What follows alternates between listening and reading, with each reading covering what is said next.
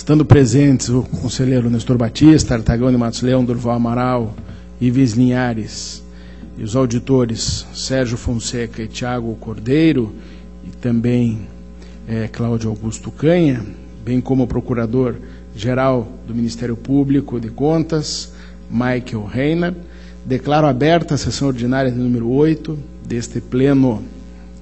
Ausente o conselheiro Fernando Guimarães, por motivo de férias, ficando convocado o auditor Cláudio Canha, conforme portaria já editada. Está convocado o auditor Tiago Cordeiro para a composição do quórum, também de acordo com portaria já publicada, e coloco a ata da sessão de número 7, do dia 26 de fevereiro, para homologação. Está em discussão, está homologada. Concedo a oportunidade que prevê o artigo 436 do regimento. Não havendo. Conselheiro Ives Linhares. Apenas para devolver ao conselheiro Nestor Batista o recurso de revista 32.30.38.10, em que é interessado o senhor Carlos Lopatiuk. Senhor presidente. Conselheiro Artagão de Matos Leão.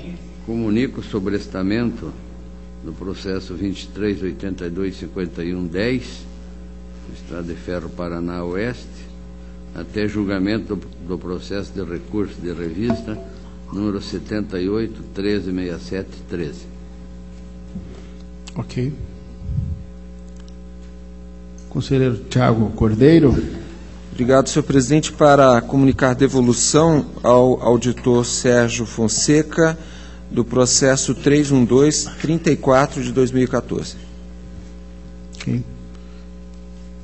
Com a palavra, o auditor Sérgio Fonseca. Obrigado, senhor presidente. Para solicitar a inclusão na pauta do processo 71.206.15, que trata de liminar em pedido de rescisão, e para anunciar a devolução dos autos do processo 635.658.14 ao conselheiro Ivens Scherper Linhares. Está registrado. Deixo livre a palavra. Passo a palavra ao conselheiro Nestor Batista. Senhor presidente, demais integrantes do plenário, passa o relato da pauta. Protocolo 868-237-14, recurso de revista interposto pelo Paraná Previdência, em face do acórdão da primeira Câmara, que julgou pela negativa de registro do ato de inativação de Arivaldi Rosária Estela Alves, ocupante do cargo de professor de ensino superior. A diretoria de atos de pessoal opinou pelo provimento do recurso, julgando-o pela legalidade e registro do ato.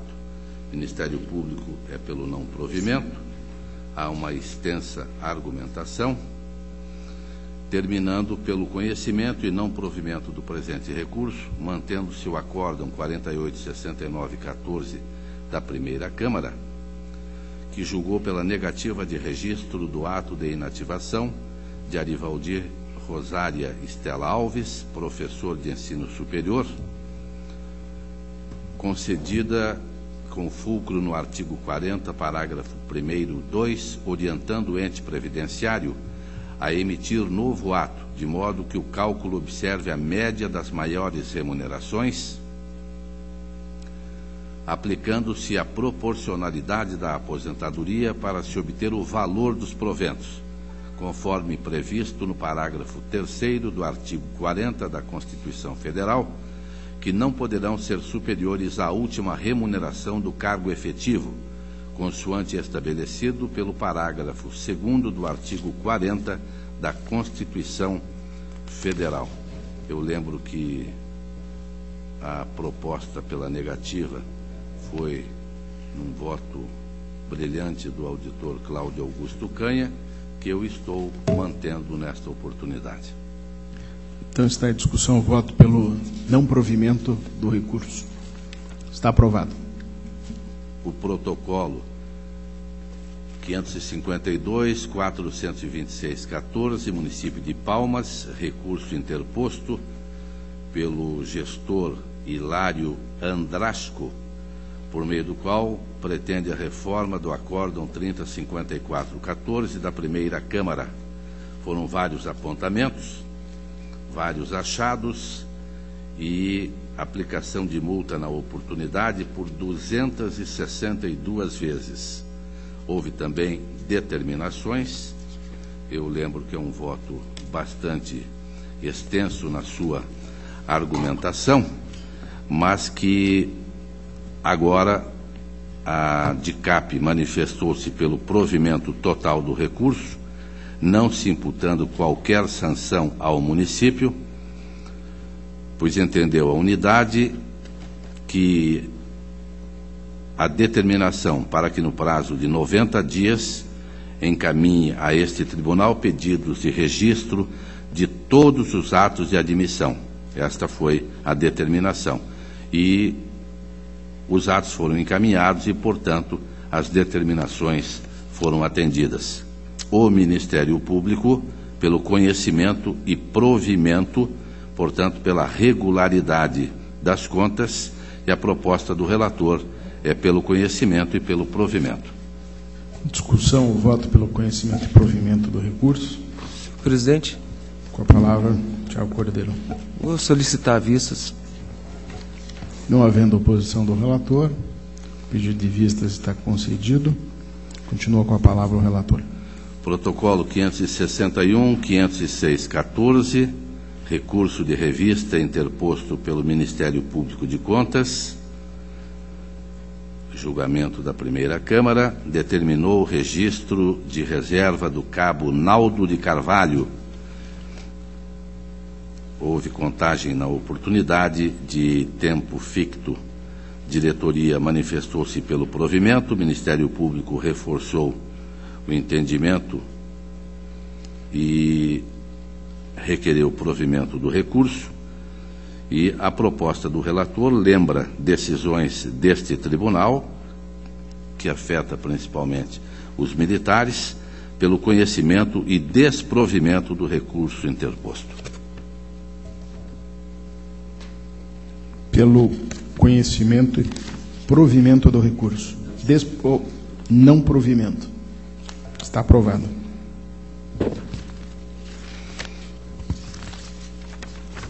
O protocolo 215-739-12, Secretaria da Saúde, trata-se de relatório de inspeção para verificar a aplicação de recursos repassados pela Secretaria de Estado da Saúde à Sociedade Brasileira de Patologia, exercícios de 2011 e 2012, através de convênio. O Programa de Prevenção e Controle do Câncer Ginecológico. Houve repasses. A inspeção culminou no relatório que apontou vários achados, que eu transcrevo.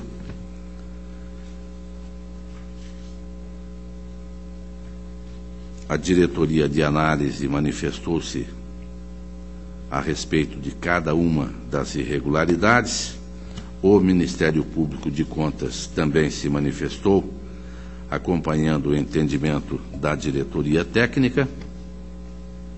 Faço também uma extensa argumentação e propondo acolhimento parcial do presente relatório de inspeção, uma vez que configurada a regularidade com ressalvas do objeto inspecionado, de responsabilidade do senhor Luiz Martins Colasso, gestor da Sociedade Brasileira de Patologia, tendo em vista o pagamento de honorários contábeis com recursos do convênio. Determino seja anexada cópia da presente decisão aos autos de prestação de contas de número 325-10309 e 363-617-10, referentes aos exercícios financeiros de 2008 a 2011, com o intuito de subsidiar a análise daqueles feitos. Determino ao senhor Luiz Martins Colasso, gestor das contas, a aplicação da multa do artigo 87.4G da Lei 113/2005, em razão da utilização de recursos do convênio com honorários contábeis e com fulcro no artigo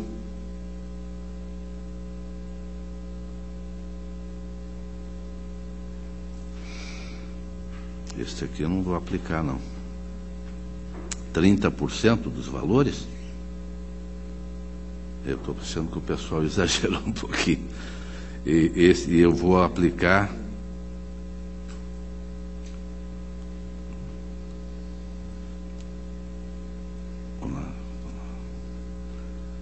a proposta de 30% dos 82.709 que foram pagos como honorários.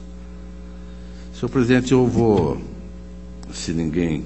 Eu peço vista, senhor presidente. Eu vou repensar essa aplicação de 30%. Não havendo oposição. Porque só na leitura, senhor presidente, do relatório, e eu sei que os técnicos são muito rigorosos, é a verdade, mas nós pudemos observar que foi um trabalho gigantesco realizado, eu volto a insistir, na prevenção e o controle do câncer ginecológico, e como o trabalho foi, repito, gigantesco, essa multa me pareceu maior do que o gigantismo do trabalho. Okay. Então, já vistas ao conselheiro Durval Amaral, eu agradeço a Vossa Excelência, os demais continuam adiados. Ok, agradeço ao conselheiro Nestor Batista. Passo a palavra ao conselheiro Artagão de Matos Leão. Senhor presidente, demais integrantes do plenário, inicio a minha pauta por recurso de revista 4757-7414, interposto pelo município de Peabiru, representado por seu ex-prefeito Claudinei Antônio Mincho, em face de decisão consubstanciada no acórdão 270114, que julgou procedente tomada de contas ordinária e, por consequência, irregulares as contas da Companhia de Desenvolvimento de Peabiru, exercício de 2007, em razão da omissão no dever de prestar contas. Determinou ainda a aplicação de multa do artigo 87.3b da Lei Complementar 113 e inabilitação do senhor Volmar Armando Mates para o exercício de cargos comissionados. No recurso, o recorrente alega que a Companhia de Desenvolvimento Peabiru, CODEP, foi criada pela Lei Municipal 5/83 e extinta em 2006 através da Lei 519, data em que a companhia não desenvolve mais atividades. Ressalta que a decisão recorrida teve sua regular publicação através no Diário Eletrônico, número 874, de 7/5/14, sendo que o responsável, senhor Volmar Armando Mates, faleceu em 22/10/2013. Por tais razões, pugna pelo provimento do recurso, visando o cancelamento da medida que suspende a emissão de certidão liberatória à CODEP, haja vista que tal medida contamina também a certidão liberatória, e que seja excluída a multa pelo atraso no encaminhamento da prestação de contas. A Diretoria de Contas Municipais se manifesta pelo provimento parcial do recurso, afastando as sanções de caráter pessoal aplicados ao senhor Volmar, mantendo os demais itens da decisão recorrida. Destaca que a CODEP ostenta situação cadastral ativa desde 3/11/2005, não havendo provas substanciais de sua inatividade. Ressalta não haver qualquer justificativa quanto à não apresentação da prestação de contas e afirma que a maioria das condutas irregulares e consequências jurídicas da decisão recorrida afetaram tão somente o presidente da CODEP, de modo que o óbito produz efeitos jurídicos parciais à decisão recorrida, que merece reforma tão somente naquilo que impõe sanções individuais ao gestor falecido. No mesmo sentido, segue o Ministério Público. No nosso voto, nós afirmamos que, quanto ao afastamento das sanções pessoais aplicadas, assiste razão à instrução, vez que a Constituição Federal, em seu artigo 5º, consagra o princípio da personalidade da pena, garantindo que nenhuma punição passará da pessoa do condenado. Desta forma, com o falecimento do responsável, extinguem-se todas as sanções aplicadas. Com relação à eventual dificuldade do município em obter certidão liberatória junto a esta casa, em razão da pendência na prestação de contas da CODEP, ressalto que não constou da decisão recorrida qualquer determinação nesse sentido. No que se refere à alegada extinção da Companhia de Desenvolvimento Piabiru, são inegáveis os fatos que apontam para uma situação cadastral ativa da entidade. E neste ponto não há dúvida acerca da necessidade de se preservar o patrimônio público, com a manutenção de todos os atos fiscalizatórios a que são submetidos os órgãos públicos, dentre eles a necessidade de se encaminhar a prestação de contas anual. Neste ponto, portanto, mantenho intangível a decisão materializada pelo Acórdão 2701 e voto pelo conhecimento parcial do recurso de revista, acompanhando toda a instrução e parecer, para, no mérito, dar-lhe provimento parcial, afastando tão somente as sanções aplicadas de forma individual. Relatório e voto. Está em discussão? Está aprovado. Eu tenho o recurso de revista 4767-97, da mesma companhia, senhor presidente. Só que se refere a 2002. A instrução é a mesma, o parecer é o mesmo e a decisão é a mesma, senhor presidente. Então, replicando os meus fundamentos e a disposição, está em discussão, está aprovado.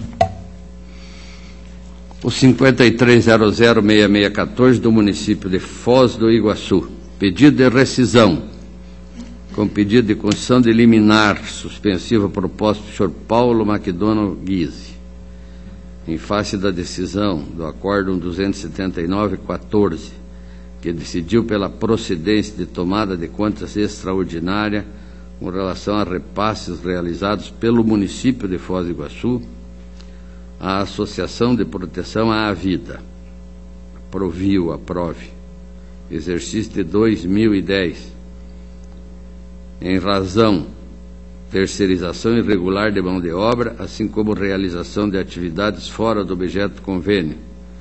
2. Pagamento de honorários contábeis com recurso do convênio. 3. Contratação da própria entidade conveniada e de empresa vinculada a servidor do município para fornecimento de materiais vinculados ao convênio. A decisão determinou ainda o recolhimento parcial dos recursos repassados, no valor de R$ 15.612,45, de forma solidária, pelo senhor Paulo McDonald, gestor do município à época, e pelo senhor Valtenir Lazzarini, gestor da APROVE, em razão dos pagamentos de honorários contábeis e ainda aplicação de multa ao senhor Paulo McDonald Guise, em razão da realização de teste seletivo. No recurso, o requerente assevera que as transferências envolvem recursos federais repassados pela União para desenvolvimento do Programa Nacional de Inclusão de Jovens e que, por tal razão, sua execução é regulamentada pela Resolução 2208 do Fundo Nacional de Educação, vinculado à fiscalização do Tribunal de Contas da União. Diante disso, alegando a incompetência dessa Corte, pugna pelo conhecimento e provimento do presente. A Diretoria de Análise de Transferência, no parecer 103/14, afirma que o repasse de recursos foi efetivado pelo município de Foz do Iguaçu para a Associação de Proteção à Vida, tratando-se, portanto, de verba municipal. Destaca que, muito embora os recursos originalmente sejam provenientes de fonte federal, foram transferidos ao município, incorporando-se ao seu patrimônio. Ressalto que, ao receber recursos federais, o município tinha a opção de execução direta, hipótese em que prestaria contas exclusivamente à União.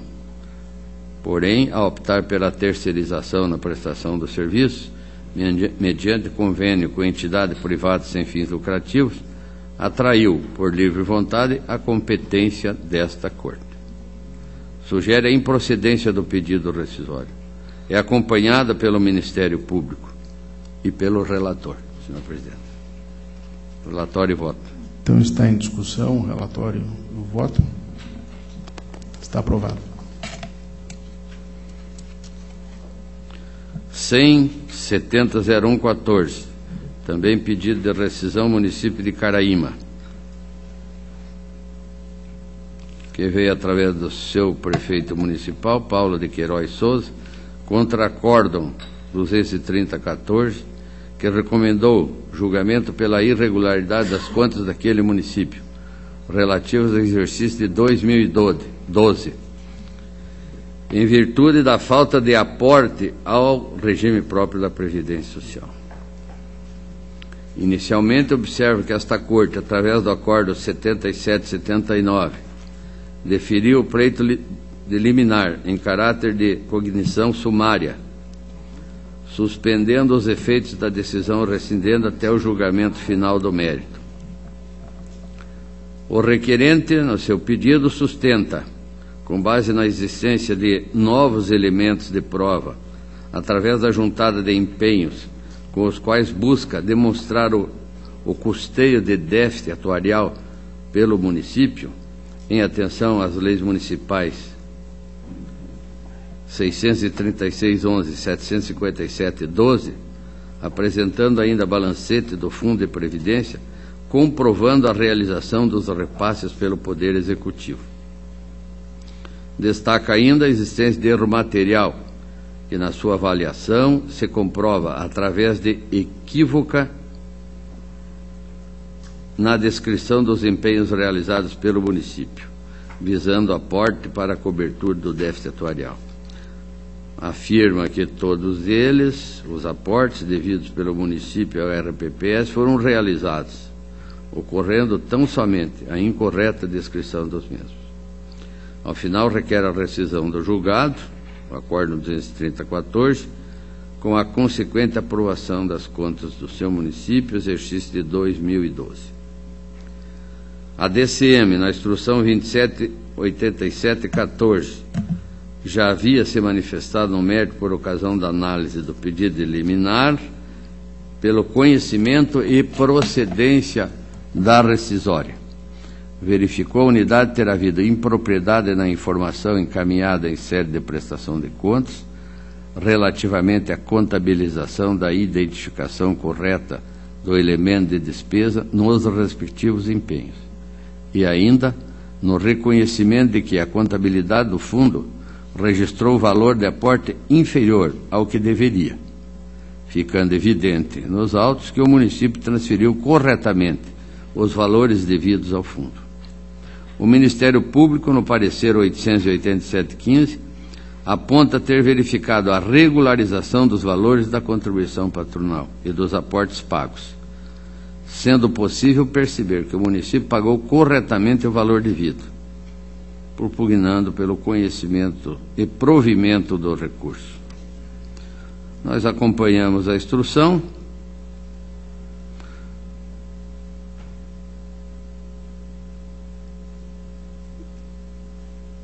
E, considerando as manifestações favoráveis da DCM, do Ministério Público, e tendo em vista que o mesmo já foi conhecido pela Casa em sede de liminar, proponho, quanto ao mérito, sua procedência, rescindindo o acordo do parecer prévio 230-14, para recomendar o julgamento recomendar a regularidade das contas do município, em parecer prévio, relativo ao exercício financeiro de 2012. Relatório e voto. O relatório, voto pela procedência do pedido de rescisão para rescindindo o acordo e aprovando as contas do município daquele ano. Dar parecer pela regularidade das contas apresentadas. Está em discussão? Está aprovado. Era a pauta, senhor presidente, e agradeço. Agradeço a Vossa Excelência. Passo a palavra ao conselheiro Durval Amaral.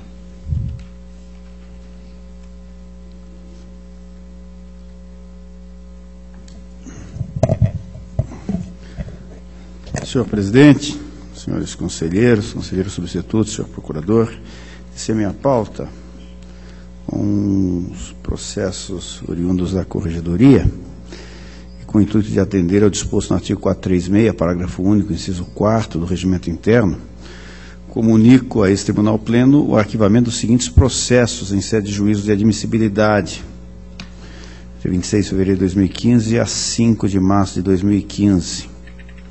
Processo número 19.803/14, uma denúncia do município de Conselheiro Mairinque. Uma representação 30.3400/14 do município de Iretama. 26.3242/14, uma representação da Lei 8666/93 do município de Rolândia. Uma denúncia 32.0025/13 do município de Sarandi.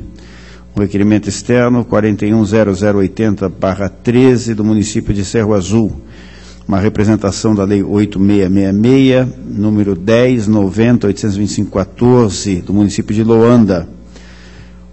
Uma representação 26.25.21/13 do município de Mirador. Requerimento externo 66.57.85/12 da Câmara Municipal de Santa Mônica.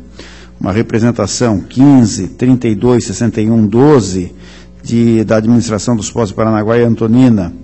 Uma representação da Lei 8666/93, número 11.14.660/14 do município de Campo Mourão.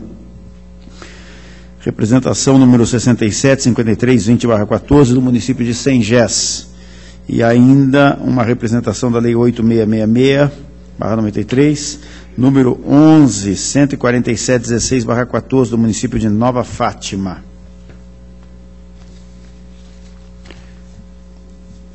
E ainda, senhor presidente, os processos que passarei a relatar também, oriundos da pauta da corregedoria, processo número 46.52.15.09.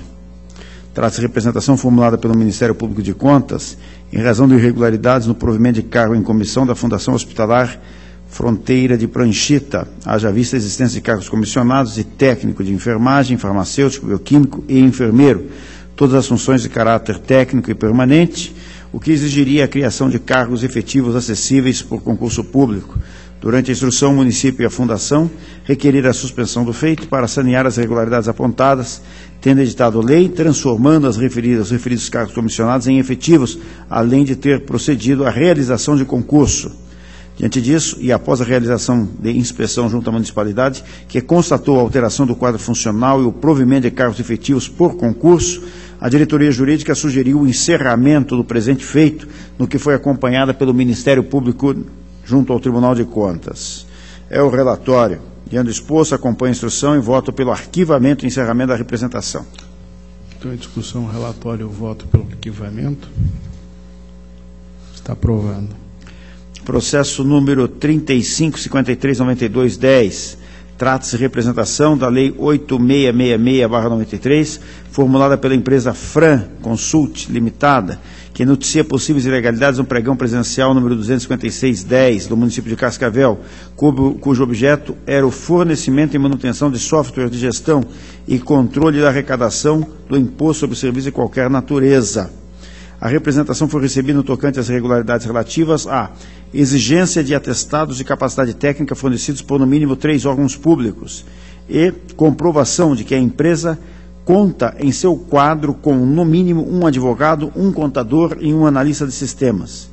Encerrada a instrução do feito, a Diretoria de Contas Municipais opinou pela procedência da representação, aplicando 2 multas a cada um dos interessados: Edgar Bueno, prefeito à época, Marlene Santos Guedes, pregoeira, Hélio Netson, diretor do Departamento de Compras, à época da realização do procedimento licitatório, e José Ricardo Messias, procurador jurídico do município, em virtude da irregular exigência de apresentação de atestado de capacidade técnica emitido somente por pessoa jurídica de direito público e de comprovação de que a empresa licitante possua em seu quadro de funcionários um advogado, um contador e um analista de sistemas.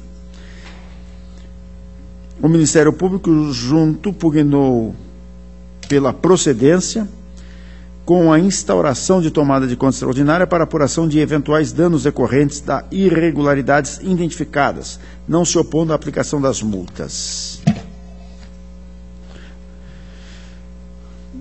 Senhor presidente, relativamente à exigência de atestado de capacidade técnica fornecido somente por órgãos da administração pública, em vista do objeto da licitação, fornecimento e manutenção de software de gestão e controle da arrecadação de impostos, ISS, é evidente que o referido imposto é de competência dos municípios e que somente entes da administração pública poderiam fornecer atestados de capacidade técnica que digam respeito especificamente a software destinado ao gerenciamento de um imposto.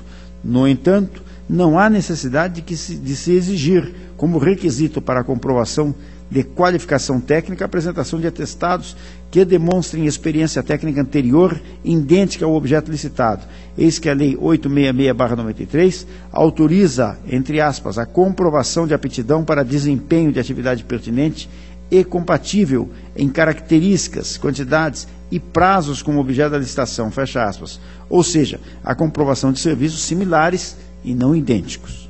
Quanto à comprovação de que, no mínimo, um advogado, um contador e um analista de sistemas pertencem ao quadro de funcionários da empresa, também se mostra irregular, pois o parágrafo 6º do artigo 30 da Lei 866/93 apenas autoriza que se exija relação explícita e declaração formal da disponibilidade do pessoal técnico especializado considerado essencial ao cumprimento da obrigação. Ademais, não é razoável exigir que uma empresa que se dedica à fabricação de software, ainda que o mesmo seja eminentemente contábil, tenha em seu quadro permanente contador e advogado, cujos serviços poderiam ser temporariamente contratados quando da feitura do referido programa. As irregularidades apontadas restringiram a competitividade na medida em que somente uma empresa participou do procedimento licitatório e se sagrou vencedora. No entanto, deixo de propor a devolução dos valores contratados ou instauração de tomada de contas, haja vista a prestação dos serviços, bem como em razão da impossibilidade de apuração de prejuízo ao erário, uma vez que não é possível precisar por qual valor a contratação poderia ter sido realizada se tivesse havido maior competitividade. Diante do exposto, voto pela procedência da presente representação, com aplicação de multa em face a Edgar Bueno, prefeito à época, Marlene Santos Guedes, pregoeira, Hélio Netson, diretor do Departamento de Compras, à época da realização do procedimento licitatório, e José Ricardo Messias, procurador do município. Ainda determino que o gestor municipal se abstenha de prorrogar o contrato decorrendo do pregão 256/10, caso esse ainda esteja em vigor, considerando as irregularidades identificadas no certame. Ao relatório e voto. Está em discussão o relatório, o voto pela improcedência da representação? Pela procedência. Pela procedência, ou melhor, desculpe, da representação? Está aprovado. Antes, porém, haverá a intervenção do conselheiro substituto Tiago Cordeiro. Obrigado, senhor presidente. Senhor presidente, a meu ver, uma situação dessas, onde me parece, até para um município de Cascavel, há uma restrição muito grande para a participação de outras empresas. Eu não sei o valor do contrato, mas eu entendo que essa restrição, de qualquer forma, foi levado ao efeito, foi adjudicado o objeto para essa empresa. Eu entendo que deva haver, sim, a instauração de tomada de contas extraordinária, conversão do processo em tomada de contas extraordinária. Então, eu vou discordar do voto do relator e acompanharei o parecer do Ministério Público dado que houve a caracterização dessas infringências pela procedência, que tanto faz, mas a instauração de tomada de conta extraordinária. Então, Vossa Excelência diverge quanto à instauração da tomada de contas. Havendo divergência ao voto do corregedor, eu colho os demais votos. O voto ao conselheiro Nestor Batista? Com o relator. Conselheiro Artagão de Matos Leão? Com o relator. Também com o relator. Conselheiro Ivens Linhares? Com o relator. Então, o conselheiro Cláudio Canha? Senhor presidente, com o relator. Também com o relator. Então, por 5 votos a 1, está aprovado o voto do corregedor. Processo número 56, 285113, trata-se da representação da Lei 866/93, formulada por Valdomiro Abraão Perche, que versa sobre supostas irregularidades no pregão presencial 91/2013, promovido pelo município de Santo Antônio do Sudoeste, para a contratação de sociedade de advogados para a prestação de serviços de 1. Assessoria de apoio técnico-jurídico na estruturação e manutenção dos comandos oriundos das alterações da Lei de Responsabilidade Fiscal, bem como plano de contas aplicado ao setor público. 2. Atuação representativa do município perante os tribunais de segunda e terceira instâncias, perante o Tribunal de Contas do Estado e da União. E, terceiro, realização de consultoria preventiva e complementar em todas as áreas de direito administrativo. O representante se insurge contra a adoção da modalidade pregão para a realização de tal contratação e a exigência relativa à realização de visita técnica, que restringe a participação de escritórios interessados não localizados no município. Vencida a instrução, a Diretoria de Contas Municipais opinou pela procedência por entender que houve violação ao prejulgado 6 desse Tribunal de Contas, uma vez que, da análise do objeto, constata-se a terceirização das competências típicas da Procuradoria. Assim, apontou a nulidade do procedimento licitatório ante a nulidade de seu objeto, restando assim, no entendimento da unidade, prejudicada a análise das questões acessórias, modalidade de licitação e exigência de visita técnica. Assim, opinou pela instauração de uma tomada de conta extraordinária para se apurar o cumprimento do contrato em multa proporcional ao dano ao prefeito e à pregoeira. O Ministério Público concordou com a unidade relativamente à afronta do prejulgado número 6, mas pugnou pela determinação de restituição dos valores empregados, bem como pela aplicação de multa proporcional ao dano aos responsáveis. É o relatório. Propósito de voto. É explícito o descumprimento do prejulgado número 6, eis que os serviços licitados não são especializados, nada havendo em comum, excepcional, complexo, que não puder ser prestado pela Procuradoria Jurídica Municipal. Tal fato autoriza a procedência da representação para aplicar multa apenas ao gestor municipal, eis que a terceirização de atividade típica não estaria na competência da pregoeira. Não acolho as sugestões e determinações de devolução de valores ao erário e de instauração de tomadas de conta extraordinária para apuração de dano ao erário, pois considero que, embora se tratem de serviços típicos próprios da administração municipal, que devem ser realizados pelos servidores integrantes do quadro de pessoal, esse fato não significa que tais serviços não tenham sido executados, ressaltando que não há, nos autos, que aponte para a não prestação de serviços pactuados. Diante do exposto, voto pela procedência da representação para aplicação de multa ao senhor Ricardo Antônio Ortina e determinar ao município que se abstenha de realizar novas prorrogações do contrato oriundo da licitação impugnada, caso esse eventualmente esteja vigente, haja vista as irregularidades identificadas. Está em discussão, então, o voto. Com a palavra, o conselheiro substituto Tiago Cordeiro.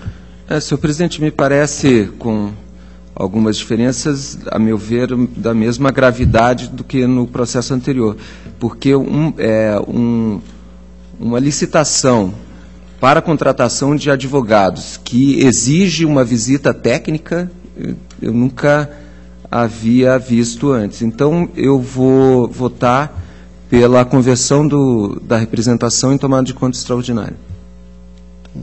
Vossa Excelência diverge também para a instalação de uma tomada de contas. Vou colher os votos. Conselheiro Nestor Batista.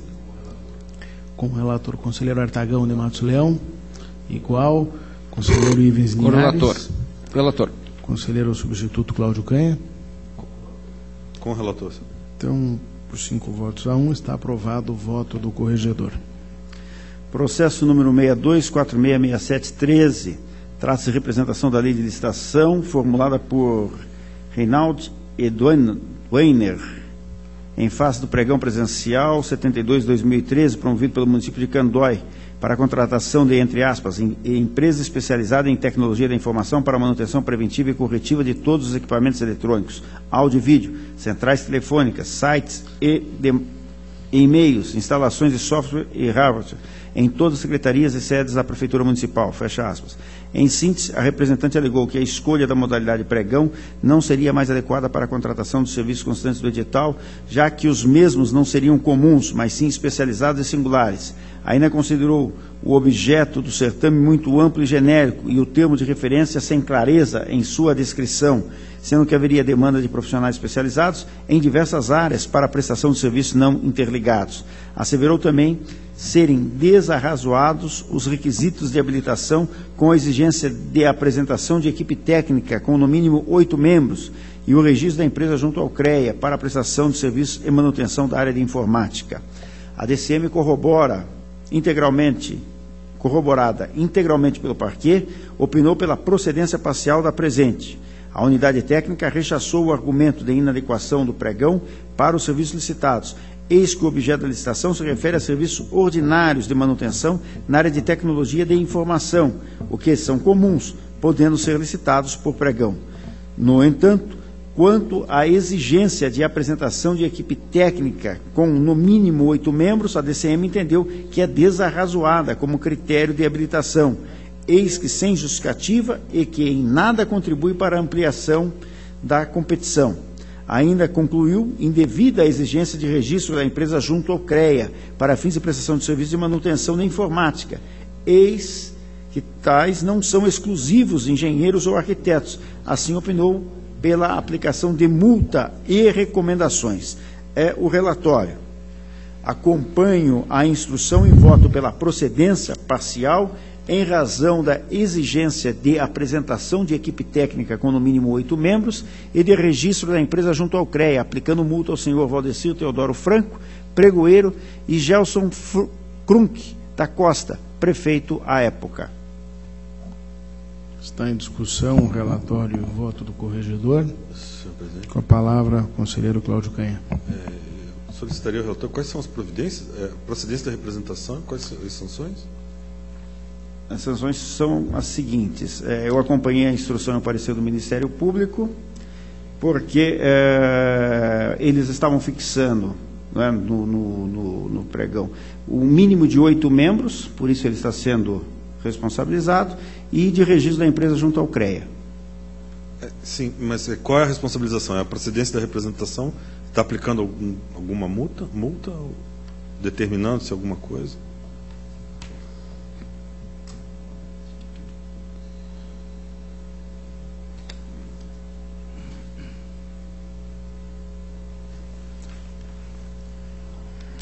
Senhor presidente, eu tenho... Pois não. Me ficou dúvidas, eu acredito que eu tenha que ler mais a miúde os autos para saber exatamente qual a natureza dos serviços de tecnologia de informação. Eu vou solicitar vistas. Não havendo oposição, as vistas estão concedidas. Continua com a palavra o corregedor.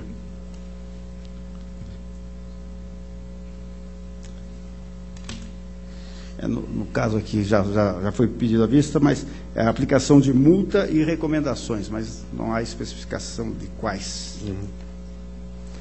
Processo número 1520-2514, traz a representação da Lei 866/93, encaminhada por Céu Dourado Comércio de Alimentos Limitada, versando sobre supostas irregularidades no pregão presencial 004/2014, promovido pelo município de Almirante Tamandaré, com vistas, entre aspas, à contratação de empresa para fornecimento de gêneros alimentícios, com prestação de serviços de entrega, ponto a ponto, e prestação de serviços técnicos de apoio e consultoria nutricional, treinamento de merendeiras e equipes, fecha aspas. Aduz a representante que houve direcionamento e restrição indevida de potenciais participantes, já que o instrumento convocatório contém lote único com proposta global para o fornecimento de 160 itens diferentes, diversos gêneros alimentícios sem similaridade. Relata também que as exigências de habilitação técnica e a comprovação de um número mínimo de 5 nutricionistas impossibilita a participação de empresa de menor porte. Em defesa, o município sustentou que, em certames anteriores, a contratação fracionada dos produtos para a alimentação escolar trouxe problemas para a administração por questões de logística, tendo-se optado pelo lote único da proposta global, com melhor custo-benefício, que é 90 centavos por refeição, incluindo a entrega, treinamento, pessoal técnico responsável e controle de qualidade. A Diretoria de Contas Municipais opina pela improcedência, uma vez que, entre aspas, cabe à administração pública decidir pela aquisição de produtos que maximizem a sua eficiência, que o objeto licitado exige uma cadeia logística que seja capaz de atender todas as escolas do município, que a solução encontrada foi benéfica para os alunos, eficiente e econômica para o município, que as exigências técnicas e de habilitações, notadamente quanto ao número mínimo de nutricionistas, foram razoáveis em face da Resolução 475 de 2010 do Conselho Federal de Nutrição, que para um número de alunos do município considera razoável 7 nutricionistas. O Ministério Público corroborou integralmente o posicionamento da unidade técnica. Esse é o relatório, a proposta. Diante do exposto, acompanho a unidade e o órgão ministerial e voto pelo conhecimento e pela improcedência da representação. Discussão, o voto pelo conhecimento e improcedência da representação. Está aprovado.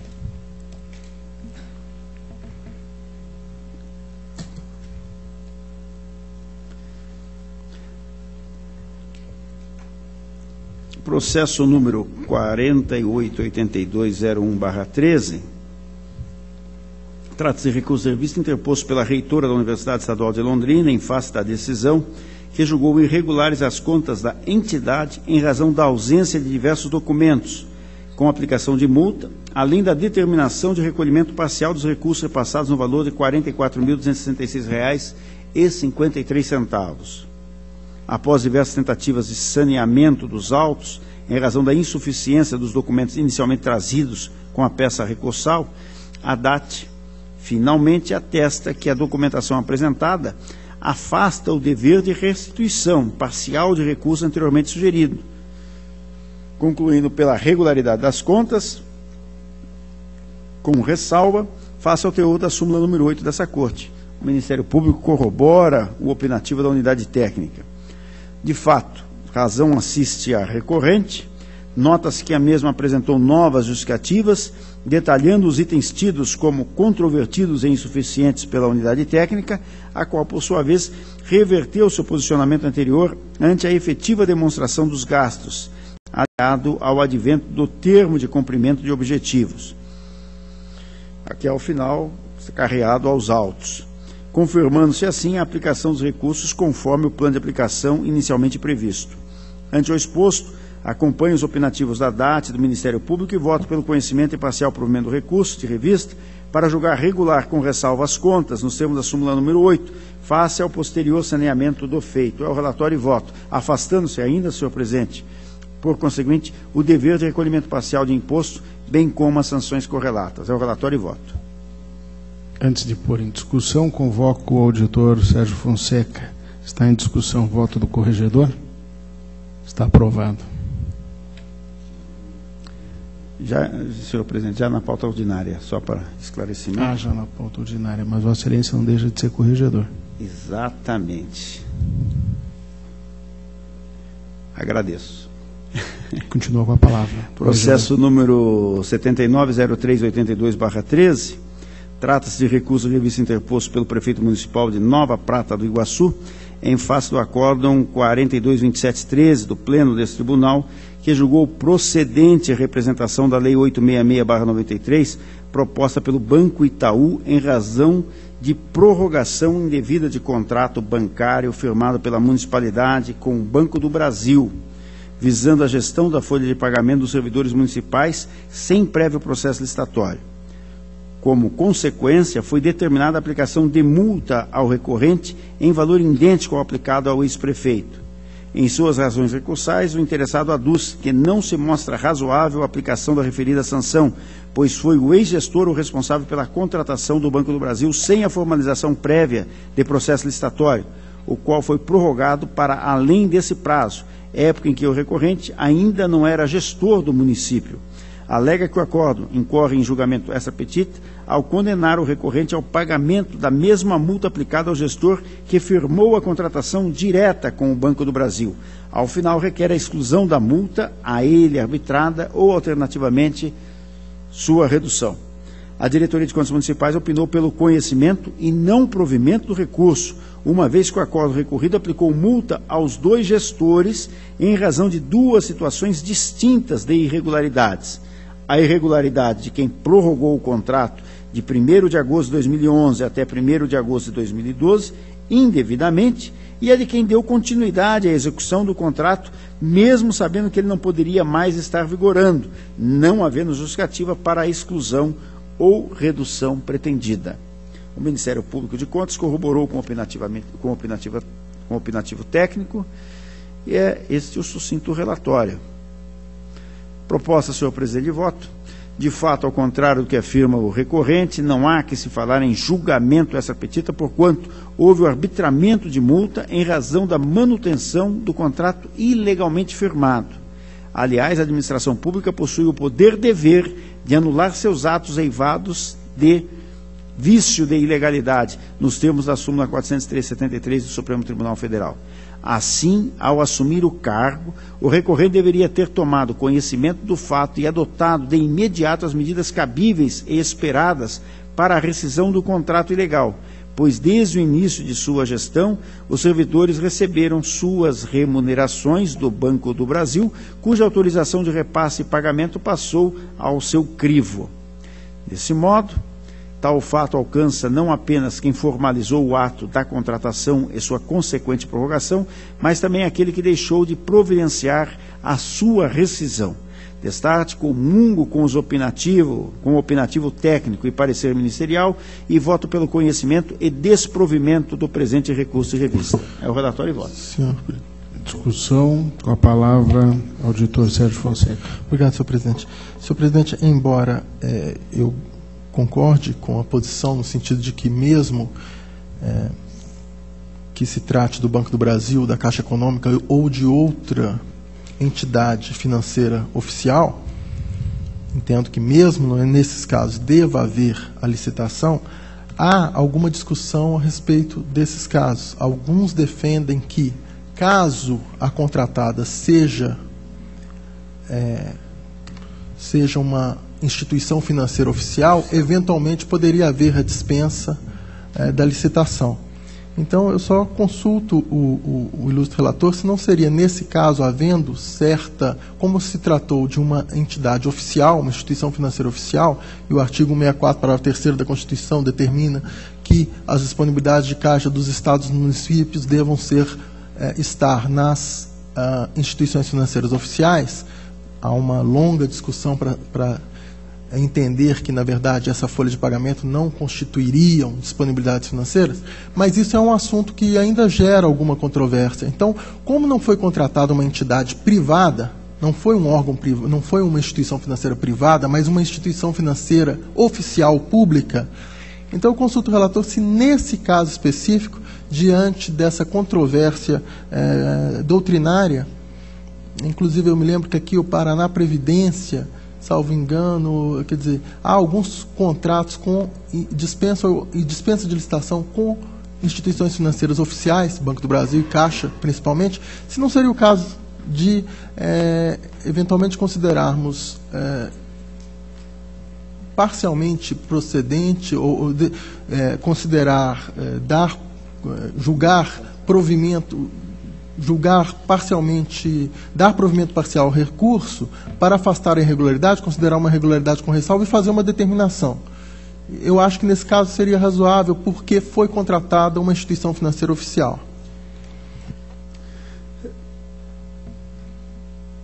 Retorno a palavra ao relator. Já proferiu o seu voto, né? Eu já proferi, mas só quero fazer um rápido esclarecimento. pelo seguinte, isso não foi, nobre conselheiro, doutor Sérgio, não foi objeto do recurso. Em nenhum momento o recorrente apelou para o fato de ser uma instituição oficial. Ele apenas pediu a exclusão ou a diminuição da multa. Então, automaticamente, por isso, eu mantenho a minha proposta de voto. Mantida a proposta de voto. Vossa Excelência ainda deseja fazer mais uma intervenção? Eu gostaria, então, só de formalizar o meu voto, no sentido de que, mesmo ele não tenha alegado esse fato, eu parto da premissa que, pelo princípio da verdade material e por aquele princípio de que, desde o direito romano, em que há aquele brocardo em latim, equivalente a traz os fatos ao juiz e o juiz tem os aspectos jurídicos para analisar. Não precisa, então, em princípio, que ele alegue esse aspecto de divergência doutrinária. Eu acho que, como o juiz conhece esses aspectos, eu acho que nós podemos relevar, mesmo ele não tendo alegado esse aspecto jurídico dessa controvérsia, eu entendo que o juiz pode, de ofício, usar esse fundamento para dar o provimento parcial. E com esses rápidos esclarecimentos, respeitando o voto, eu vou apresentar, então, um voto com o devido respeito pelo provimento parcial para julgar regulares com ressalva, considerar regulares com ressalva o caso. Senhor presidente, antes da votação, eu gostaria de solicitar vista desse processo. Solicitar vistas para discutir mais o Nahame Fatum Dabutibius, colocado pelo auditor Sérgio Fonseca. Vistas concedidas. Processo número 79.41.59.13 traz recurso de vista interposto pelo Ministério Público junto ao Tribunal de Contas em face da decisão que concedeu registro ao ato concessivo de aposentadoria por invalidez com proventos proporcionais ao tempo de contribuição à servidora Carmen Lúcia Linoba Gusso, no cargo de auxiliar de enfermagem do município de Curitiba. Em suas razões recursais, o órgão ministerial defendeu a necessidade de retificação do cálculo dos proventos do servidor, de modo a incidir a proporcionalidade sobre a média salarial apurada, para após aplicar-se o limite imposto pelo parágrafo 2º do artigo 40 da Constituição Federal. A Diretoria de Controle de Atos e Pessoal opinou pelo conhecimento e não provimento do recurso e o órgão ministerial pelo seu provimento. É o relatório, senhor presidente. Cumpre registrar que a questão trazida neste recurso já foi discutida por esse órgão plenário por ocasião do recurso revista 69679313, de idêntico teor, interposto pelo órgão ministerial em face do acórdão 3675/13, ao qual foi dado provimento por unanimidade através do acórdão 376914 do Pleno. Restou definido naquela decisão que a forma de cálculo definida pelo órgão ministerial é a que mais se coaduna com o princípio da contributividade. As distorções apresentadas nos cálculos elaborados pela unidade técnica decorrem, em última análise, das limitações impostas pela própria Constituição. Desse modo, tendo por base o entendimento já adotado por essa Corte, voto pelo conhecimento e, no mérito, pelo provimento do recurso revista, para o fim de determinar ao ente previdenciário que, no prazo de 30 dias, promova a adequação dos cálculos dos proventos, fazendo incidir a proporcionalização sobre a média das contribuições, para, após, aplicar-se o limite imposto pelo parágrafo 2º do artigo 40 da Constituição Federal. Está em discussão. Senhor presidente. Doutor Tiago Cordeiro. Senhor presidente, eu não discordo em nada da solução, eu só gostaria de ressaltar... Acompanha o voto do relator. Oi? Acompanha o voto do relator. Sim, eu só gostaria de ressaltar que na sessão de hoje o conselheiro Nestor Batista relatou um processo similar e um voto do auditor Cláudio Augusto Canha, que em face da não observância desse critério de cálculo dos proventos, havia sido negado o registro e feita a observação de que caberia a edição de um novo ato com o cálculo efetuado corretamente. Essa questão tem sido debatida agora na segunda Câmara, porque o doutor Cláudio veio da primeira Câmara com essa posição. Me parece que, em alguns casos, como comprova esse recurso de revista relatado pelo conselheiro Nestor Batista, foi aceita essa solução. Só gostaria de não deixar passar essa eventual contradição. Eu creio que, ao final como uma solução ou com a outra, o resultado, espera-se, será o mesmo, mas aqui foram dadas duas soluções distintas para um caso similar. Ok. Então, senhor presidente, eu confesso que eu não entendi, lamento, mas qual é a diferença da solução? Houve, no caso anterior, uma determinação que não haveria nesse?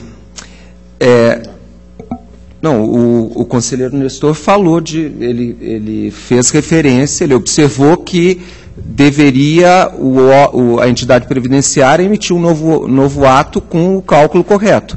As diferenças, doutor Ivens, são as seguintes.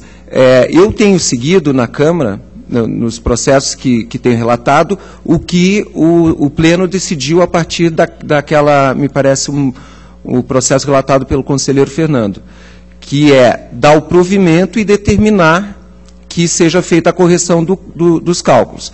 O doutor Cláudio Canha, ele, verificando que o ato está incorreto, ele nega o registro. Então, no caso do processo relatado pelo conselheiro Nestor Batista, ficou negado o registro. Manteve-se a negativa de registro, não foi essa solução do doutor Durval de conhecer e dar provimento e fazer a determinação. Ficou negado o registro com aquela observação de que caberá à entidade previdenciária refazer o cálculo e apresentar um outro ato. Senhor presidente. Com a palavra, o auditor Cláudio Canha. Já que foi citado nominalmente, vou esclarecer minha posição. O ato é ilegal, então não há outra solução, a meu ver, nenhuma solução pelo menos melhor do que negar o registro.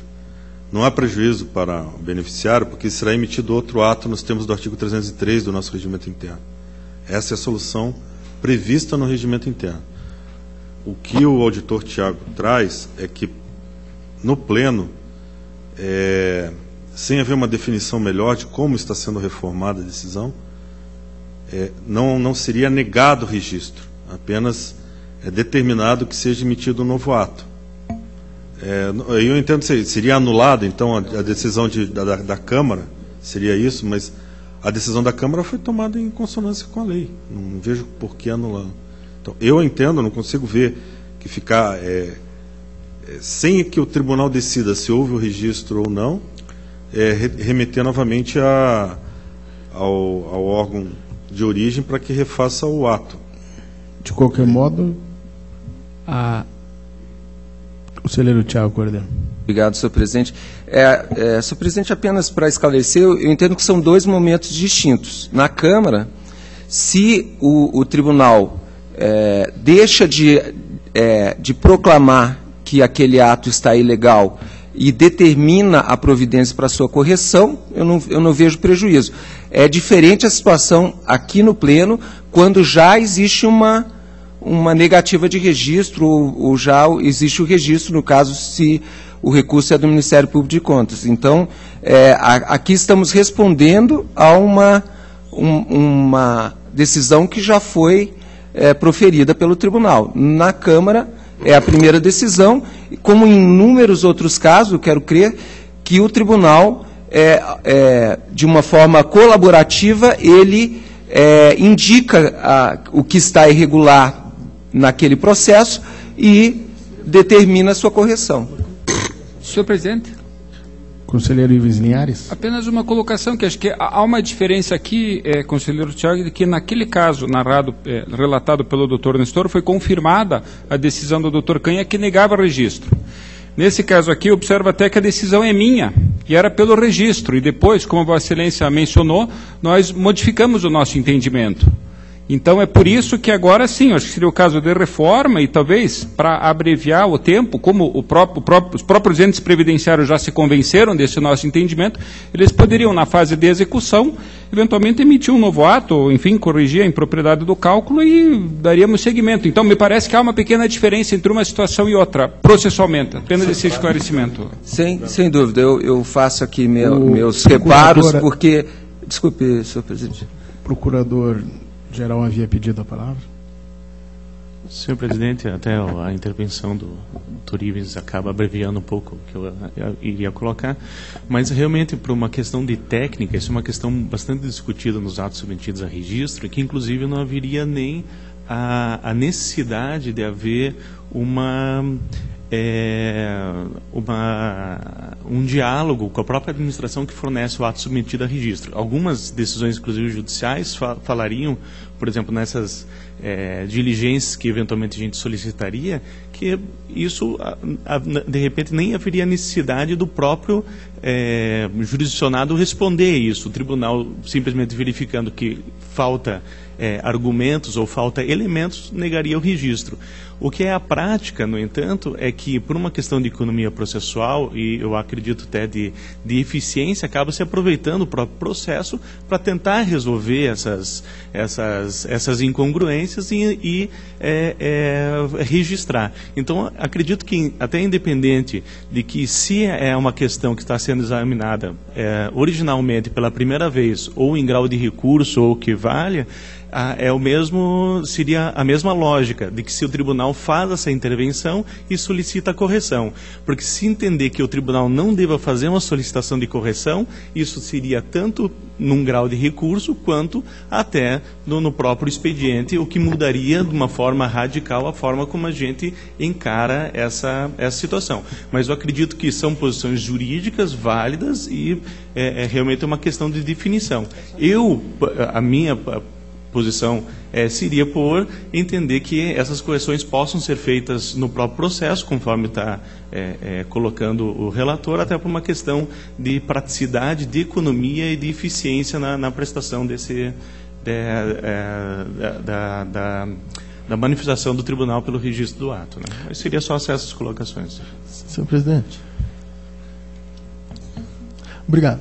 Eu entendo perfeitamente essa colocação do procurador-geral, mas no caso aqui existe ao contrário. Quer dizer, o procurador diz o seguinte: quando o tribunal verifica que há uma ilegalidade no ato, mas que isso pode ser corrigido por meio de uma admoestação, de uma diligência, então o tribunal, órgão, vou negar registro, faça a correção. Aí ele faz, e aí nós temos a celeridade processual. Então não houve ainda uma decisão. Mas aqui nós estamos diante de um caso ao contrário. Foi dado o registro a um ato aparentemente equivocado. Então, nós vamos manter o registro de um ato... Vai negar. A proposta do relator é no sentido de que... Provimento do recurso do Ministério Público. Provimento para negar registro. Para corrigir o ato. Não fala se vai negar, ou seja, na prática, mantém-se o registro... Uma parte, doutor Sérgio, me parece que, na verdade, nós partimos da premissa, como Vossa Excelência colocou, que o ato é ilegal. Então, para não ter, por economia processual, como colocou o procurador, para não termos que causar todo o reinício de um processo, né, desde a sua fase inicial, como ele já tem todas as instruções, há uma determinação para que o município corrija esse ato e emita um outro, que é adequado com a orientação do tribunal. E aí, imagino que ele seja registrado. Então, só para entender. Então, quer dizer, no mesmo processo de recurso, nós estamos fazendo uma decisão interlocutória, determinando ao órgão que corrija, para então depois o recurso retorne ao plenário, para então nós darmos registro ao ato corrigido. Se for isso, parece que é razoável. Quer dizer, ou seja, nós, nesse momento, estamos produzindo uma decisão interlocutória. Órgão corrige o ato. Então, o órgão vai corrigir. Está esclarecido. Então, está em votação. Está aprovado o voto do relator.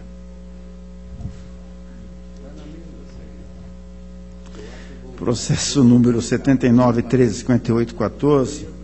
Trata-se de recurso de serviço interposto pela Caixa de Assistência, Aposentadoria e Pensões dos Servidores Municipais de Londrina, em face da decisão consubstanciada no Acórdão 47.10.14 da primeira Câmara dessa Corte, que apreciou como ilegal o ato de inativação da aposentadoria voluntária de Hiroko Kobashi Miyabara, ocupante do cargo de professor, negando o respectivo registro do ato anti-ilegalidade da forma de cálculo dos proventos adotados. Sua manifestação recorrente alega que a fórmula adotada é mais razoável em face das peculiaridades do caso, por dar guarida ao princípio da contributividade, traduzindo no valor dos proventos o exato reforço contributivo do servidor, bem como que a Lei Municipal 11.949, de 22/12/13, supriu a lacuna legislativa ao acrescentar o artigo 19A da Lei Municipal 11.348, de 2013, sobre o ponto.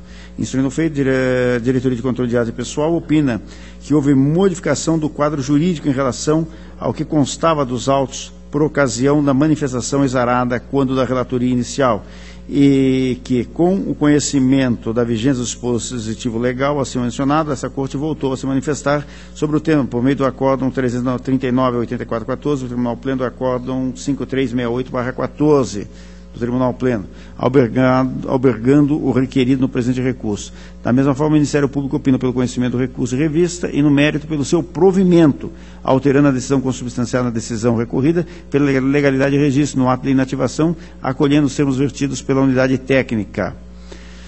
De fato, a edição da Lei Municipal autorizando de maneira expressa e sistemática, a sistemática adotada, afirma a legitimidade do ato aposentatório, o qual, embora editado anteriormente, a sua vigência, encontra-se em consonância com a nova legislação local. Portanto, o ato deve ser mantido rígido, consagrando a segurança jurídica e a isonomia. Ante o exposto, acompanho os opinativos da Diretoria de Controle de Atos e Pessoal e do Ministério Público e voto pelo conhecimento e provimento do recurso de revista em apreço de modo a concluir pela legalidade e registro do ato.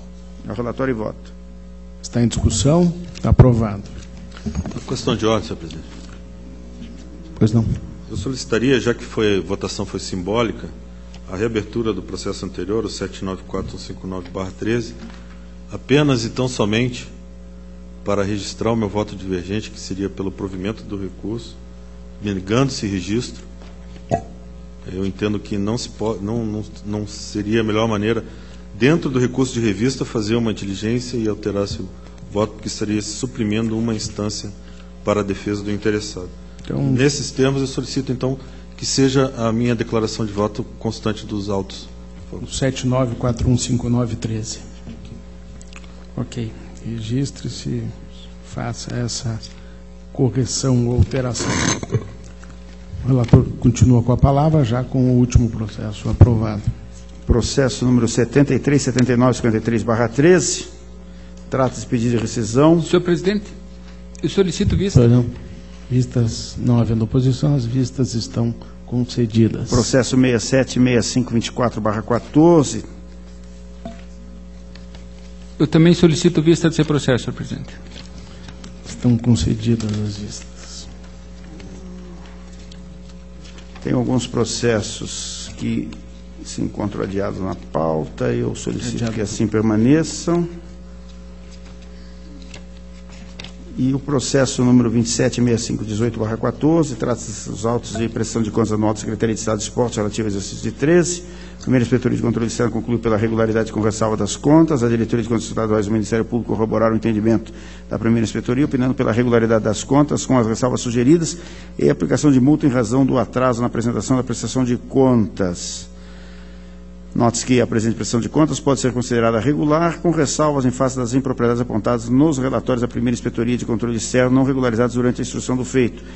Relevo, contudo, o atraso na apresentação da prestação de contas, pois, consoante justificativa do interessado, o encaminhamento foi realizado em 1º de abril de 14, no exato dia seguinte ao prazo final fixado pelo regimento interno, e não em 4 de abril de 2014, como descrito na instrução da Diretoria de Contas Estaduais, que se refere à data de distribuição da prestação de contas. Assim, tendo por verídica a alegação do gestor de que o atraso ocorreu em virtude de falha no próprio sistema do sítio desse tribunal, que se encontrava interditada por sobrecarga de protocolos, é que esse atraso foi de 1 dia e não de 4, conforme consignado na instrução.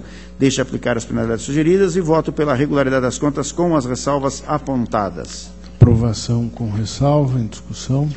Aprovado. Senhor presidente, os processos que já estavam adiados continuaram. Se deixei de relatar algum, solicito que fique adiado. E a minha pauta está cumprida. Agradeço a Vossa Excelência e aos demais. Agradeço, Vossa Excelência. Passa a palavra ao conselheiro Ivens Linhares.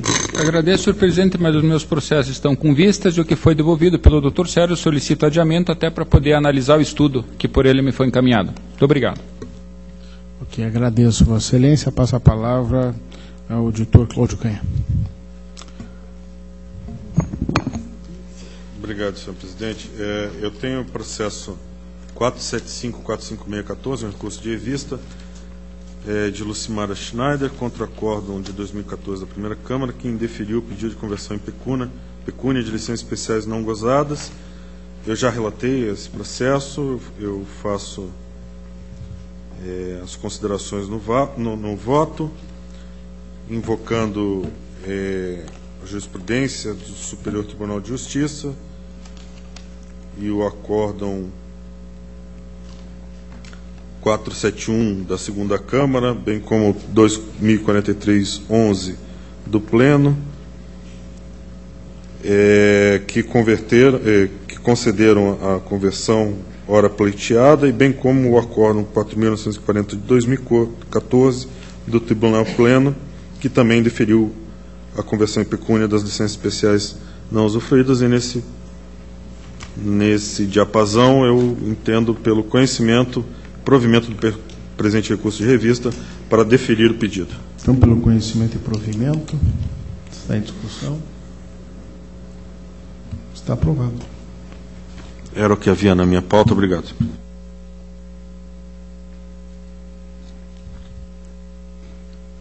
Agradeço a Vossa Excelência. Passa a palavra ao auditor Tiago Cordeiro.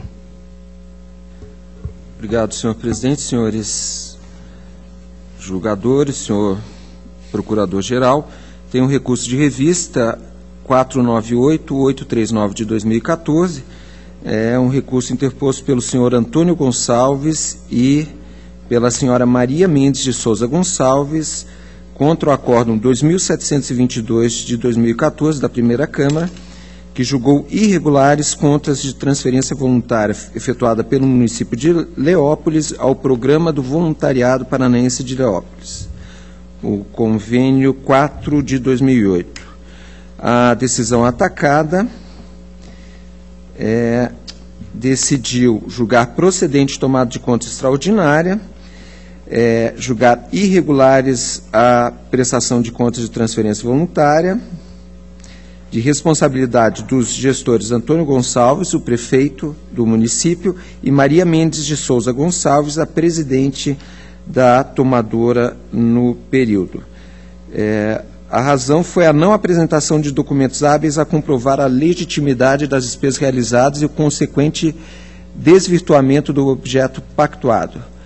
Foi determinado o recolhimento integral dos recursos no valor de R$ 527.950, solidariamente pelo Programa do Voluntariado Paranaense e pelos gestores Antônio Gonçalves, o então prefeito, e Maria Mendes de Souza Gonçalves, que era a presidente da entidade. Também foram aplicadas 2 multas ao senhor Antônio Gonçalves, uma multa do artigo 87.1b da Lei Complementar, em face do não encaminhamento dos documentos solicitados, e outra do artigo 87.4g, ante a utilização dos recursos em finalidade diversa da pactuada, em ofensa ao disposto na Lei Estadual 15.608 de 2007.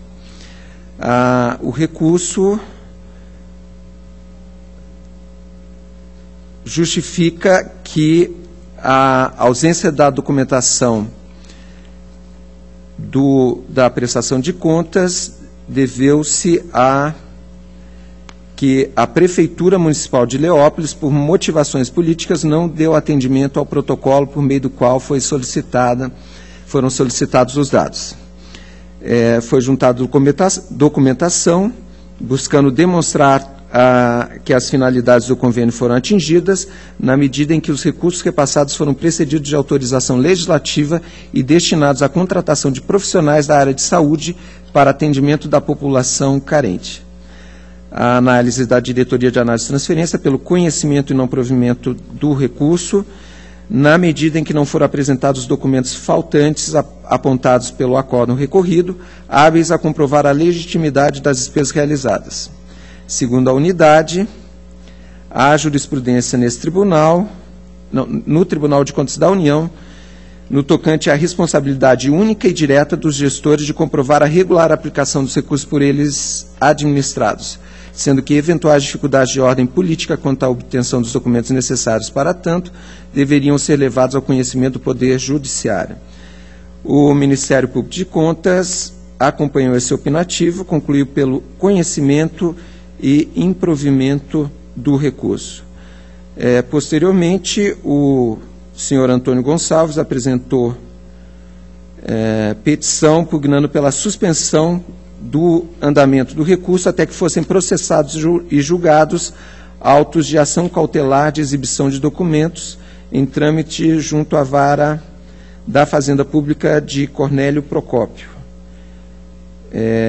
Pretendia o recorrente obter a entrega forçada de documentos hábeis a justificar a correta aplicação dos recursos.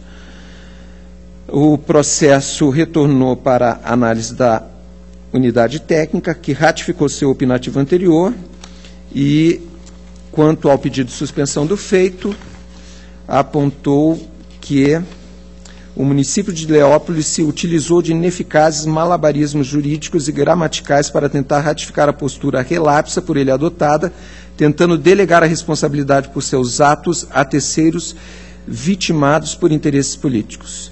O Ministério Público de Contas acompanhou também esse opinativo da unidade técnica, entendendo que não seria caso de suspensão do recurso. E agora, após incluído o processo em pauta, o recorrente, senhor Antônio Gonçalves, apresentou uma petição urgente aduzindo questão de ordem pública. Segundo o mesmo, ele não poderia ser condenado porque era o prefeito e não o gestor, ordenador das despesas do convênio. Segundo o responsável, o peticionário, o provimento 29 de 94 determinaria que apenas o gestor da entidade poderia ser responsabilizado em razão desse tipo de irregularidade. O voto que apresento é no sentido de refutar essa argumentação.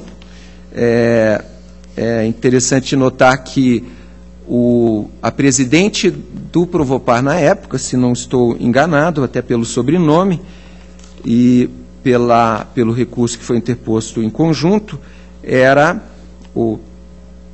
deve ser a esposa do prefeito municipal, senhor Antônio Gonçalves. Pela ordem, conselheiro Durval Amaral. Tem alguma dúvida nesse processo? Gostaria de pedir vista. Não havendo oposição, vistas estão concedidas. Senhor presidente, era um único processo. Agradeço, Vossa Excelência. Passo a palavra ao conselheiro Sérgio Fonseca. Obrigado, senhor presidente, senhores conselheiros, senhor procurador-geral, senhora secretária, senhoras e senhores. Senhor presidente, inicialmente agradeço ao conselheiro Ivens a deferência de não ter relatado o processo, só esclarecendo que acabei de entregar o estudo a ele, agora, já iniciada até a sessão. Obrigado ao nosso vice-presidente. Senhor presidente, inicio pelo processo incluído na pauta agora no início da sessão, que trata de pedido de rescisão com pedido liminar. É o processo 712.0615, pedido de rescisão acumulado com pedido liminar de suspensão dos efeitos da decisão impugnada proposto pelo senhor Pedro Isídio Mazon, prefeito do município de Enéas Marques, em face do acórdão 724314 da primeira Câmara, pelo qual esse tribunal negou o registro a admissões realizadas pelo município para os cargos de contador, assistente social, escriturário, farmacêutico, bioquímico e médico, conforme concurso público disciplinado pelo edital número 2 de 2010.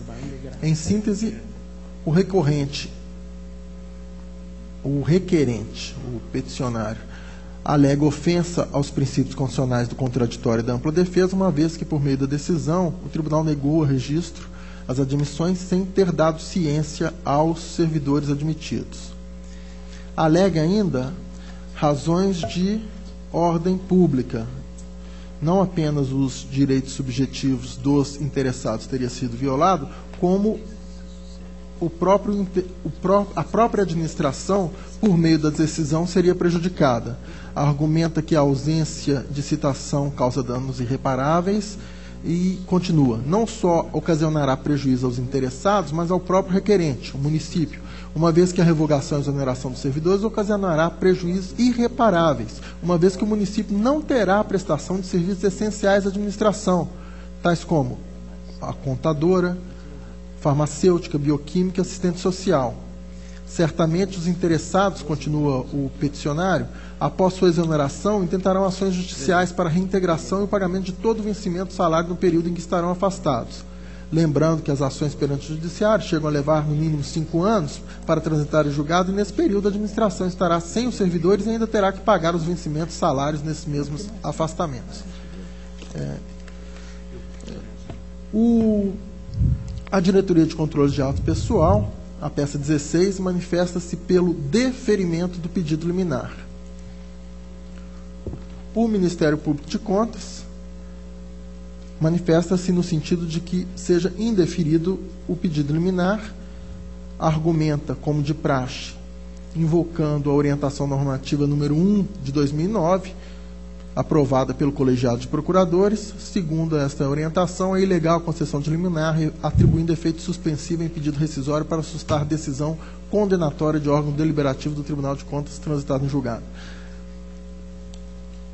E continua dizendo que não se pode invocar o poder geral de cautela, porque a lei orgânica do tribunal traria a previsão de medidas cautelares apenas em favor do erário.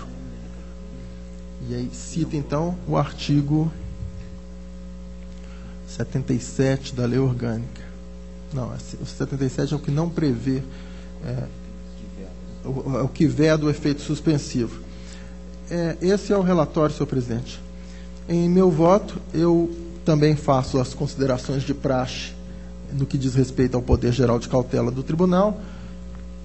Transcrevo, então, o voto do ministro Celso de Mello, o magistério jurisprudencial, né, encontrado no voto do ministro Celso de Mello, proferido no exame do mandato de segurança 24.510.7, faço, então, a transcrição e complemento dizendo que o poder geral de cautela dos tribunais de contas não se restringe à defesa estrita do erário, mas abarca a defesa integral do interesse público. Restringir o poder de cautela do Tribunal de Contas à defesa estrita do erário significaria limitar a atuação do órgão à proteção do que a doutrina, a partir do magistério de Celso Antônio Bandeira de Mello, denomina de interesse público secundário. Secundário porque restrito, menor, inferior ao denominado interesse público primário. E o que é o interesse público primário? É o interesse público mais amplo, mais geral, que atende aos anseios de toda a sociedade, não apenas aos eventuais interesses econômicos de um órgão ou ente da administração. Ora, em situações... E continuo, então, as minhas considerações no sentido de ainda reforçar os argumentos na possibilidade de que o tribunal tem o poder-dever de examinar as liminares, e mesmo porque, neste caso, além dos argumentos em defesa dos direitos dos interessados, o município traz defesa dos seus interesses, como administração, não só um interesse público secundário, como o próprio primário, porque evidenciando que terá prejuízos graves. Então, senhor presidente, feita a questão da preliminar, defendendo a possibilidade da concessão da liminar, como tem sido unanimemente pregado por esse tribunal. No caso concreto, eu reforço que não foi dada ciência aos interessados. A própria DICAP reconhece que, embora a Diretoria de Execuções tenha determinado ao município que fizesse a comunicação, essa comunicação não foi comprovada nos autos originários, e por isso ela manifesta-se pela concessão, uma vez violado o direito à ampla defesa e ao contraditório. Eu faço ainda minhas considerações pessoais, no sentido de que é um direito básico dos servidores, que é o direito a alimentos. Eles já estão lá, o concurso é de 2010, portanto, 4 anos depois deles serem afastados sem ser ouvidos não seria razoável, principalmente considerando o bem jurídico em jogo. E, além disso, os aspectos relativos ao interesse da própria administração, que diz respeito ao problema que ocorreria se o município ficasse sem esses profissionais e tivesse ainda que admitir em caráter emergencial, novos servidores. Então, senhor presidente, vislumbrando a possível nulidade ante a falta de citação ou de comunicação aos interessados, que não foi feita nem pelo tribunal, nem pelo município. E, considerando o perigo na demora, caso o tribunal não suspenda os efeitos, eu estou acompanhando a DICAP, a Diretoria de Controle de Atos Pessoal, pelo deferimento para suspender os efeitos da decisão. Então, defere cautelar para suspender os efeitos. Senhor presidente, apenas uma dúvida. Vossa Excelência não está entendendo como ilegal a falta de citação no processo originário, porque aquilo existe um prejulgado nosso que dispensa a citação. Seria a intimação da decisão denegatória para efeito de interposição do recurso. Essa seria a irregularidade que Vossa Excelência, a não observância, então, do prejulgado por não ter havido essa intimação após a decisão denegatória. Esse é o fundamento que o tribunal tem aceitado, e eu apenas faço a látera, né, as minhas considerações pessoais, no sentido de que eu entendo que deveria, no processo originário, ele ser citado. Mas isso é uma posição minoritária minha, mas eu deixo bem claro o que é o fundamento da DICAP, que entendo, então, que será acolhido, e o que é o meu pensar, que é no sentido de que deveriam sim ser citados, porque é um patrimônio jurídico fundamental, mas eu deixo isso claro no sentido de que essa não é a posição majoritária. Perfeito. Mas então, o fundamento do deferimento da liminar seria a ausência de intimação após a decisão denegatória. Exatamente.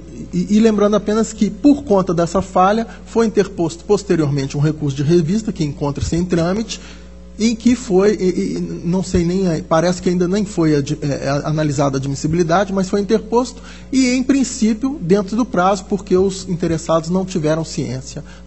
Então, creio que está esclarecido. Esclarecido. Uma dúvida, senhor presidente. Auditor Cláudio. Relator. Então, se o recurso de revista for interposto, a decisão está suspensa. Mas ainda não houve, salvo engano meu, pelo menos até a última consulta que fiz, o exame da admissibilidade. Portanto, não tendo sido feito o exame de admissibilidade, não há a suspensão. Então, ele usa essa via mais rápida da cautelar, da liminar, para conseguir essa suspensão. É evidente que, se o recurso de revista for conhecido, eu entendo que até o exame de mérito desse pedido de rescisão pode ficar prejudicado, porque aí o exame de mérito caberá no recurso de revista. Mas, por enquanto, é o remédio que ele tem para evitar um dano. E, portanto, né, pelo rito de urgência, eu trago essa proposta da liminar. Enfim. Assim, senhor presidente, perdão. Caso seja conhecido, então, o recurso de revista, nós teremos o mesmo objeto sendo tratado num recurso e num pedido de rescisão. Se a Excelência me permite, doutor Canha, eu acho que aqui nós estaríamos tratando apenas da questão processual para viabilizar o exercício da defesa. Me parece que o pedido de rescisão não entra no mérito da legalidade das admissões em si, pelo que o ilustre relator, é só a questão processual da falta de intimação. Exatamente. E daí no recurso de revista que serão decididas as... E o recurso de revista, de fundo, na verdade, é dos interessados, porque o município já teria perdido o prazo para o recurso de revista, porque para ele passou a contar o prazo a partir da... Ok, eu vou submeter então a votação. Conselheiro Thiago, para votar? Para discutir ainda. Por favor, senhor presidente. Não, apenas me ocorre porque, segundo a decisão, e a decisão, inclusive, atacada é de relatoria do auditor Cláudio Canha, ela definiu a ilegalidade das admissões, negou os registros e determinou ao controle interno do município que instaurasse tomada de contas especial. Eu entendo que esse problema podia ter sido peticionado no âmbito da execução do julgado. Se o município não está dando conta de executar a decisão, e nesse caso ele deve seguir o devido processo legal, ele vai ter que comprovar isso ao relator do processo. Mas, então, eu entendo que não essa suspensão, mas não tenho nada a opor, senhor presidente, eu vou acompanhar o relator. Então, Diante dessa manifestação, me parece que há unanimidade. Então, está aprovada. Senhor presidente, apenas para registrar o meu voto conforme o parecer do Ministério Público. Concedendo a cautelar, mas nós temos do Ministério Público. Ok, está registrado. Continua com a palavra o auditor Sérgio Fonseca. Obrigado, senhor presidente. Passo a relatar o processo Senhor presidente, 3424-2003. Com a palavra o conselheiro Durval Amaral. pela ordem peço vista. Vistas concedidas. Obrigado, senhor presidente. E, senhor presidente, eu gostaria de relatar o 6º processo da minha pauta. Os demais ou estão com vistas ou... Qual é o número? É o processo 155-384-11. Com a palavra o conselheiro Durval Amaral. Peço vista. Vistas concedidas. Senhor presidente, então, já que o conselheiro Durval Teve sua pauta. dará a sua enorme contribuição para minha decisão, eu agradeço a atenção e não Agradeço a está Vossa Excelência. Não havendo mais processos a serem relatados, deixo a palavra livre. Não havendo também quem queira fazer uso, agradeço a presença de todos, convocando a próxima sessão deste pleno para o dia 12 de março próximo, no horário regimental. Levanta-se a sessão.